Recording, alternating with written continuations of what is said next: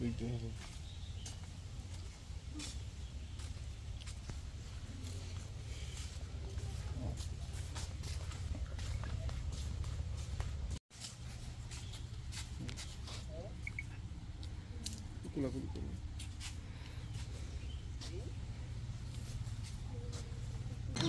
আমাদের SSC result প্রকাশ করা হয়েছে। আলহামদুলিল্লাহ ভালো হয়েছে, যতটুকু হয়েছে। আমরা প্রথমে পরীক্ষা একটা দিতে পারি না, যে ওখানে তেমন নাম্বার দেয় না, আমাদের দ্বিতীয়টার মধ্যে দিয়ে এমনিতে পাস দিয়ে দিছে, যে হয়েছে যতটুকু হয়েছে। আলহামদুলিল্লাহ ভালো হয়।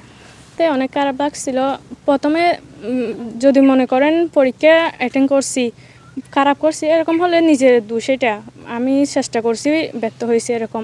প্রথমে যদি সবগুলো টাকা পয়সা দিয়ে যদি পরীক্ষা অ্যাটেন্ড করতে না পারলে খারাপ তো অবশ্যই লাগবে।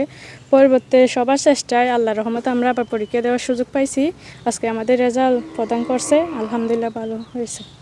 বাবা থাকতে আরও আনন্দটা বেড়ে যেত, সবাই কাছে পেতাম। এখন আব্বু আমাদের সাথে নাই, তবু রেজাল্ট নিয়েও তবু অনেক মন খারাপ। আব্বু যদি পাশে থাকতো আরও ভালো হতো। খারাপ লাগতেছে, সবাই পরীক্ষা দিছি, প্রথমে একবার দিতে পারি নাই, আবার অনেক কিছু করার পরে দিতে পারছি। এখন ওরা আবার পাশ করতে পারে নাই। আমরা 7 জন পাশ হয়েছি আর 6 জন খারাপ করছে।